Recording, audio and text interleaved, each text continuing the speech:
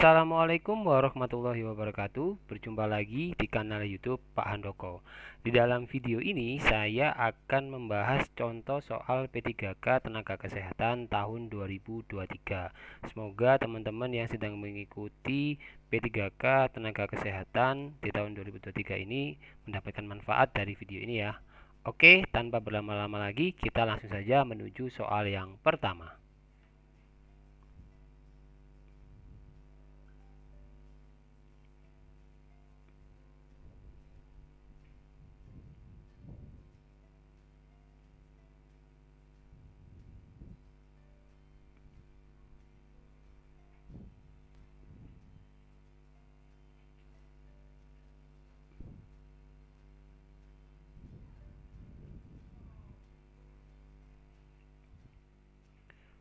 Oke, waktunya habis dan untuk pertanyaan ke-1 ini jawabannya adalah yang A, yakni hidroklortiazid gitu ya.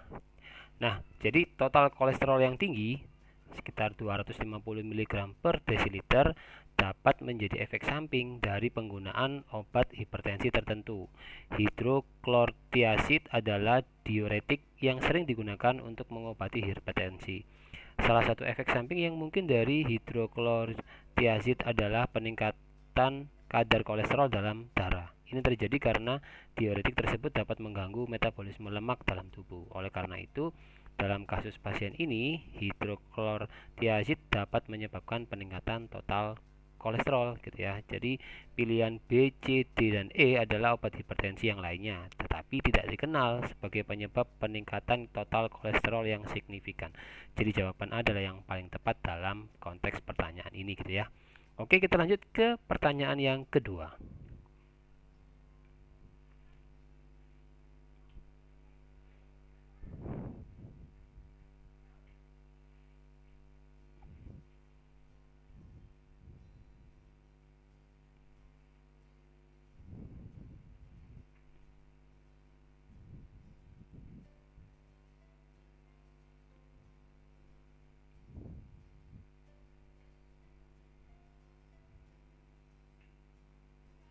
Oke, teman-teman, waktu menjawabnya sudah habis dan pertanyaan kedua ini jawabannya adalah yang B gitu ya, yakni mengurangi efek samping isoniazid. Oke, kita masuk ke pembahasannya.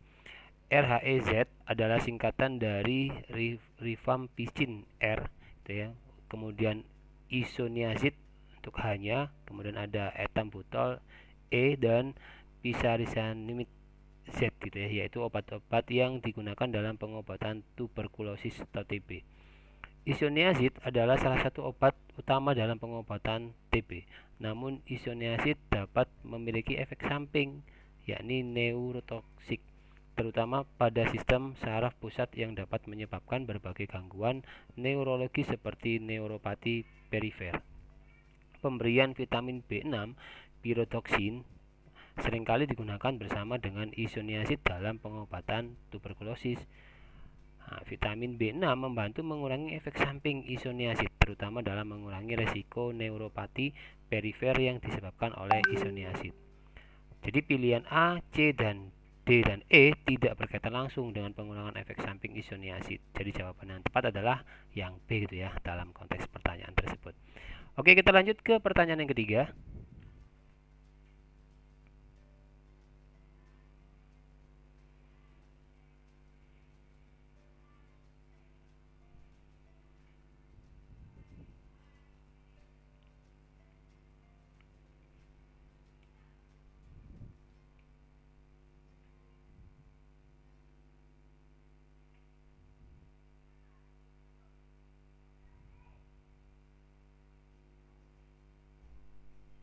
Oke, kesempatan waktu yang diberikan untuk menjawab pertanyaan ketiga sudah selesai dan jawaban untuk pertanyaan ketiga ini adalah opsi yang A, yakni HbA1c gitu ya.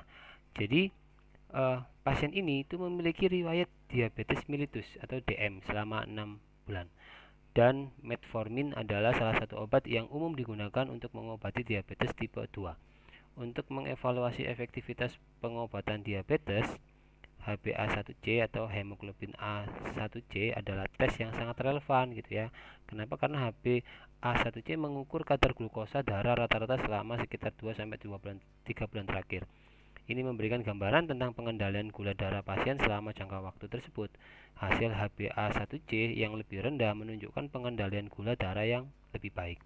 Nah, pilihan B, C, dan D dan E adalah parameter laboratorium yang lain gitu, yang juga penting dalam pemantauan kesehatan pasien. Tetapi dalam konteks ini, HbA1c adalah yang paling relevan untuk mengevaluasi pengendalian gula darah dan efektivitas pengobatan diabetes menggunakan metformin gitu ya. Oke, kita lanjut ke pertanyaan yang keempat.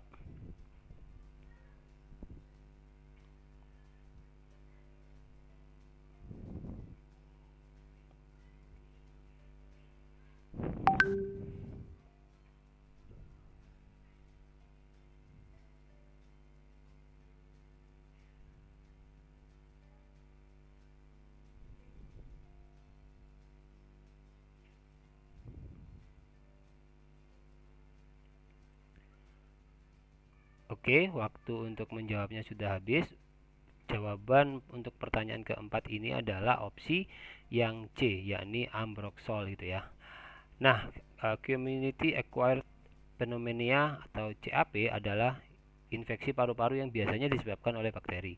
Ketika pasien menderita pneumonia, lendir yang lebih tebal dan kental dapat menghalangi saluran udara dan mengganggu pernafasan. Mukolitik adalah obat yang digunakan untuk membantu melunakkan lendir dalam saluran pernapasan dan mempermudah ekspektorasi atau pengeluarannya dari paru-paru. Nah, Ambroxol adalah mukolitik yang sering digunakan untuk membantu pasien dengan pneumonia untuk melunakkan lendir yang dapat menghalangi pernapasan. Ini membantu pasien untuk lebih mudah mengeluarkan lendir dan memperbaiki pernapasan.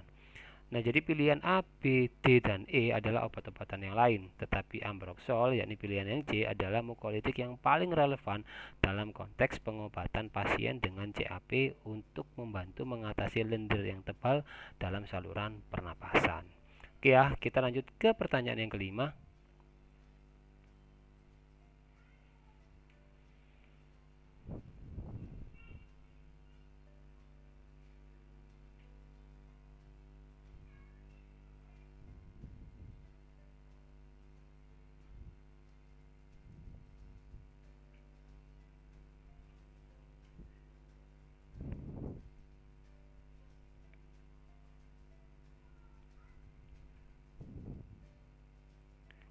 Oke, waktu menjawab pertanyaan kelima ini sudah habis. Jadi jawabannya adalah opsi yang B, yakni Pyridoxine HCI gitu ya.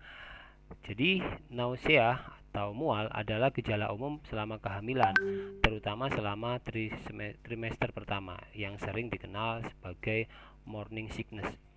Pyridoxine HCI yang juga dikenal sebagai vitamin B6 adalah salah satu pilihan pertama yang aman untuk mengatasi mual selama kehamilan.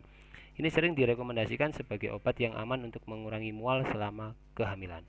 Nah, beberapa obat yang lain seperti metoclopramid yang ada pada opsi A, kemudian ada ondansetron, ada hyoscyamin, dan juga domperidone mungkin memiliki efek samping atau resiko yang lebih besar selama kehamilan. Oleh karena itu, dalam konteks kehamilan, vitamin B6 atau pyridoxine yang sering dianggap sebagai pilihan yang lebih aman untuk mengatasi mual. Oke ya, jadi kita lanjut ke pertanyaan yang keenam.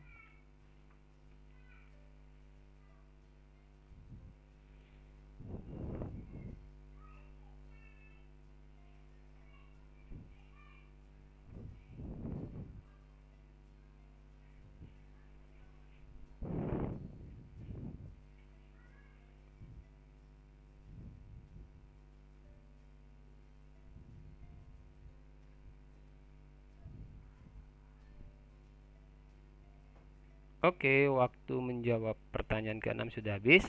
Jadi jawabannya adalah opsi yang B, yakni progesteron gitu ya. Jadi untuk menunda menstruasi, terutama dalam konteks persiapan untuk ibadah umroh atau haji, seringkali digunakan terapi hormonal. Nah, terapi tersebut mengandung hormon progesteron atau progestin, yakni turunan sintetis dari progesteron. Progesteron atau progestin digunakan untuk mengatur siklus menstruasi dan menunda menstruasi. Pilihan A, C, D, dan E adalah hormon atau obat-obatan yang berbeda dan mereka tidak digunakan untuk tujuan ini secara khusus gitu ya. Jadi jawaban B yakni progesteron adalah jawaban yang paling tepat dalam konteks terapi untuk menunda menstruasi dalam persiapan ibadah umroh gitu. Oke, kita lanjut ke pertanyaan ke-7.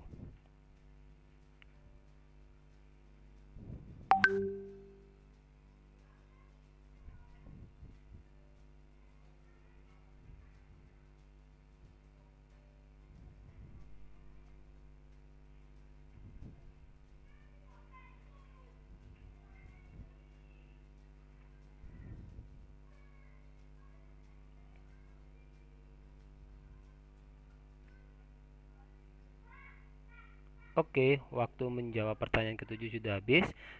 Untuk jawabannya adalah opsi yang D, yakni ibuprofen dan kodein gitu ya.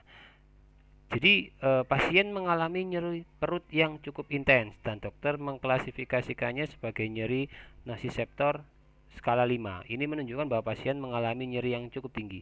Kodein adalah opiat yang digunakan untuk mengatasi nyeri sedang hingga berat. Kodein sering digunakan dalam kombinasi dengan obat antiinflamasi non-steroid atau NSAID seperti ibuprofen untuk mengatasi nyeri yang lebih kuat. Kombinasi ini dapat memberikan pengobatan nyeri yang lebih efektif daripada mengandalkan ibuprofen saja. Pilihan A yakni paracetamol ibuprofen mungkin kurang efektif ya untuk mengatasi nyeri yang sudah mencapai tingkat nociceptor skala 5. Pilihan B, C, dan E melibatkan morfin atau tramadol ya, yang adalah opiat yang kuat. Namun karena pasien mengalami nyeri perut, penggunaan obat seperti morfin atau tramadol mungkin tidak menjadi pilihan yang paling tepat kecuali jika ada indikasi khusus.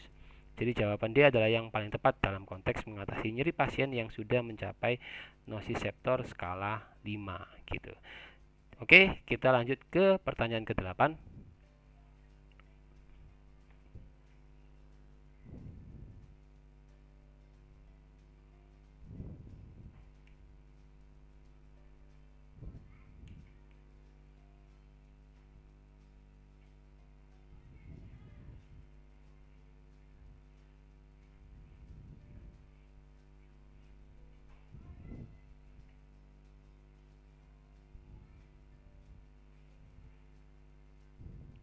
Oke, waktu menjawab pertanyaan ke-8 sudah selesai.